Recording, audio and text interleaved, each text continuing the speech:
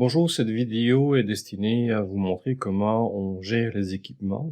En location, on ne considère pas les équipements comme étant un produit, équipement étant quelque chose pour nous qui est différent pour ne pas devoir encoder des produits dans la gestion de facturation pour chacun des produits.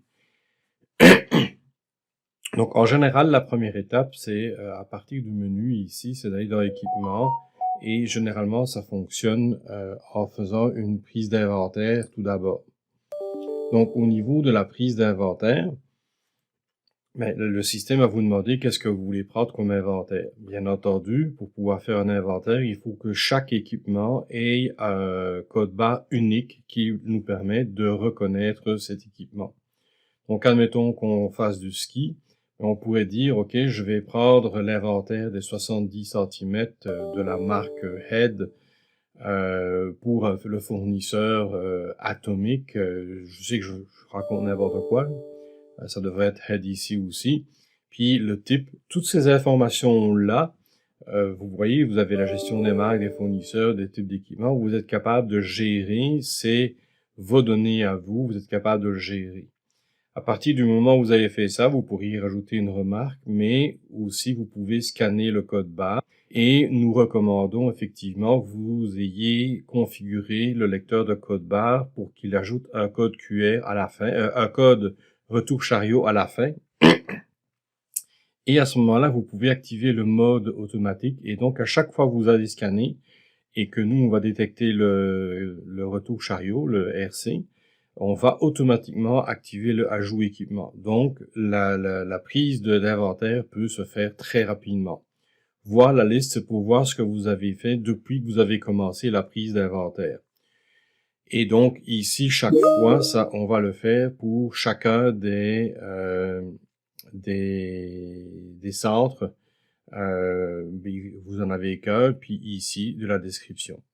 Donc, ça, c'est la prise d'inventaire et vous pouvez le faire pour des bottes alpines, des bottes de planche, pour les casques, les planches, les raquettes, les fat bikes. S'il y avait d'autres éléments, il suffit de nous informer pour qu'on ajoute d'autres éléments. Je peux aussi faire la gestion d'équipement. Donc ici, je pourrais dire que pour le centre, je veux voir, par exemple, tous les skis alpins qui sont disponibles. Et ici, je vais faire appliquer. Et je vais avoir ma liste. À partir du moment où j'ai ma liste, je peux double-cliquer et je vais voir le détail de cet équipement-là. Et vous allez pouvoir le passer à travers. Puis vous voyez ici, en cas de vente, le produit qu'on doit facturer, si vous voulez pouvoir vendre un équipement et le produit assurance associé, si vous voulez pouvoir vendre des assurances. Vous avez aussi la définition du prix. Les périodes, c'est quelque chose que vous pouvez configurer vous-même. Donc, vous voyez, eux, ils ont des journées, des demi-journées, un jour et demi. C'est vous vraiment qui décidez. Puis ici, vous voyez, All Day, c'est 4 heures. Vous pouvez aussi décider si le type de produit est en jour ou en heure. Et vous pouvez aussi, quand vous êtes dans le produit, vous pouvez voir le détail de l'utilisation. Donc, vous voyez, cet équipement a été loué 4 fois.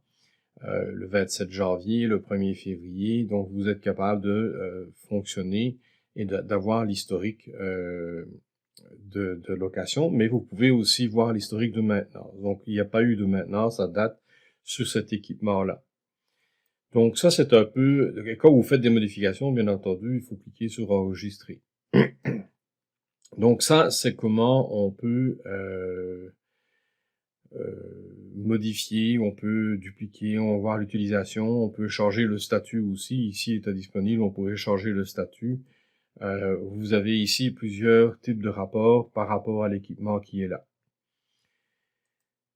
Donc, ça, c'est une première chose. Je peux aussi voir l'inventaire. Donc, ça, c'est mon inventaire. Je peux voir, par exemple, que j'ai 24 de cet équipement-là. Je peux changer en liste détail.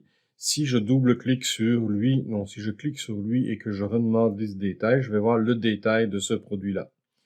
Je peux faire une recherche, je peux imprimer une liste. Je peux faire donc il y a pas mal d'équipements et vous voyez que actuellement ici il en reste 1448 de disponibles. Il y en a 120 qui ont été loués. La même chose dans les paires de skis, il y a 838 paires de skis disponibles. Il y en a 68 qui sont sortis en location actuellement. Si vous avez plusieurs ski shops, vous pouvez faire des transferts d'inventaire. Vous pouvez commander un inventaire et faire le suivi de votre inventaire à partir de cet écran.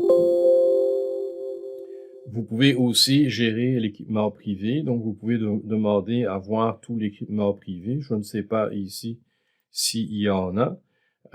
Si je fais appliquer, ben voyez, oui, il y a un équipement privé qui est dans la liste et qui est disponible, donc qui n'est plus actuellement occupé. Donc vous lui avez rendu le matériel. Donc ça, c'est en gros une petite vidéo sur la gestion. Ah oui, vous pouvez aussi prévoir la maintenance. Ici, vous pouvez mettre des équipements en maintenance et ensuite, vous pouvez dire que la maintenance est terminée. Qu'est-ce qu'on a fait comme maintenance quand vous avez une maintenance à faire.